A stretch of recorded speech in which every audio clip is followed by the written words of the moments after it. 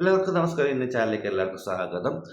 അപ്പോൾ ഇന്നൊരു പ്രധാന സംഭവം പറയാൻ വേണ്ടിയിട്ടാണ് ഞാനിപ്പോൾ വന്നിരിക്കുന്നത്. നമ്മുടെ ഇന്നത്തെ എപ്പിസോഡിൽ അഭിറാമിനെ എലിമിനേഷൻ ചെയ്തത് എനിക്കങ്ങോട്ട് ഉൾക്കൊള്ളാൻ പറ്റാത്ത ഒരു സംഭവമായിരുന്നു. കാരണം എനിക്ക് തോന്നുന്നു അഭിരാമിൻ്റെ ഫേസിൽ കുറച്ച് സീരിയസ്നെസ് ഒക്കെ കാണിക്കുന്നു എങ്കിൽ പോലും അവനൊരു നല്ലൊരു ഗെയിമർ, നല്ലൊരു ഹ്യൂമൻ ബീയിങ്ങാണെന്ന് എനിക്ക് തോന്നുന്നത്. അതിൽ സംസാരിക്കത്തില്ല. പക്ഷേ ഇന്ന് എലിമിനേഷൻ ആക്കാൻ ഒരു റീസൺ എന്ന് എനിക്ക് തോന്നുന്നത്, എൻ്റെ തോന്നലിൽ മറ്റേ അവരുടെ ഡിബേറ്റ് സംഭവിക്കുന്ന സമയത്ത് മറ്റവൻ പറയുന്നുണ്ട് അഭിരാമി LGBTQ എന്നൊരു സംഘടനയ്ക്ക് എതിരാണ്, അവർ എതിരാണ് സംസാരിക്കുന്നുണ്ട്. അപ്പം റിയാസിൻ്റെ ഫേസ് ഇങ്ങനെ കാണിക്കുന്നുണ്ട്. കൂടാതെ അപ്പോൾ അഭിരാമി തിരിച്ചു പറഞ്ഞു എനിക്കെന്താ സംഭവിച്ചതെന്ന് പറയാൻ പറ്റത്തില്ല എന്നും പറയുന്നുണ്ട്. എന്താ സംഭവിച്ചതെന്ന് പറയാൻ പറ്റുന്നില്ല. പക്ഷെ അപ്പോൾ അതാകാം ചിലപ്പോൾ റിയാസ് ഇതിന് അവനെ ഇന്നാക്കിന് എഗ്രി ആക്കി കാണത്തില്ലെന്നാണ് എൻ്റെ ഒരു ചിന്ത.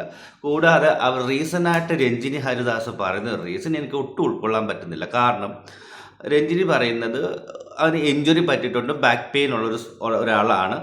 അവന് എങ്ങനെ ബിഗ് ബോസിൽ പോയാൽ സർവൈവ് ചെയ്യും, അല്ലെങ്കിൽ എങ്ങനെ ഗെയിമിങ്ങും കാര്യങ്ങളും എങ്ങനെ അവിടെ സർവൈവ് ചെയ്യും, അങ്ങനെയുള്ള ആരെയും എടുക്കത്തില്ലെന്ന്. അപ്പോൾ ഫിസിക്കലായിട്ടുള്ളൊരു കാര്യം രഞ്ജിനി പറയേണ്ട ഒരു ആവശ്യമില്ല. എങ്കിൽ കഴിഞ്ഞ മാസം നമ്മുടെ അവന് ഹാർട്ട് അറ്റാക്ക് വന്നിട്ടല്ലായിരുന്നു നമ്മുടെ ഷാനവാസിന്. ഹാർട്ട് അറ്റാക്ക് ഉള്ള ഒരു പേഷ്യൻ്റ് തന്നെയാണ് ഷാനവാസ്. കഴിഞ്ഞ മാസം ബിഗ് ബോസിൽ വന്നത്. അപ്പോൾ അവന് പറ്റുമെങ്കിൽ എന്തുകൊണ്ട് ഇവന് പറ്റൂല? അതിൽ പല ആൾക്കാർ പല ഗുളികളും കഴിച്ചിട്ട് നിൽക്കുന്ന ആൾക്കാരാണ് ബിഗ് ബോസിൽ വരുന്നത്. പല കാര്യങ്ങളും അസുഖങ്ങളും ഫിസിക്കലുമായിട്ട് എല്ലാം ഉള്ള ഒരു ആൾക്കാരാണ് ബിഗ് ബോസിൽ വന്നിട്ടുള്ളത്. അപ്പോൾ എന്തുകൊണ്ട് ഇവന് പോയിക്കൂടാ?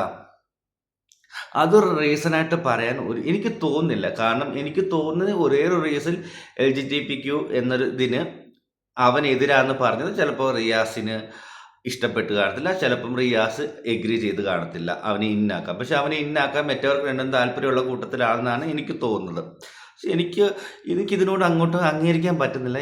ഇവനെ എലിമിനേറ്റ് ചെയ്തത് പലരേ ഉണ്ട്. പക്ഷെ ഇവനെ എലിമിനേറ്റ് ചെയ്ത് നോർമലായിട്ടായിരുന്നെങ്കിൽ എനിക്ക് സമ്മതിക്കും. പക്ഷെ ഈ ഒരു LGBTQവിൻ്റെ സംസാരിച്ചതിന് ശേഷം റീസണായിട്ട് പറയുന്നത് ബാക്ക് പെയിൻ ഉള്ളതെന്നൊക്കെ പറഞ്ഞിട്ട് അവനെ എലിമിനേഷൻ ആക്കുന്നത് അതൊരു അൺഫെയർ ആയിട്ടുള്ള ഒരു എവിക്ഷൻ ആയിട്ടാണ് എനിക്ക് തോന്നുന്നത്.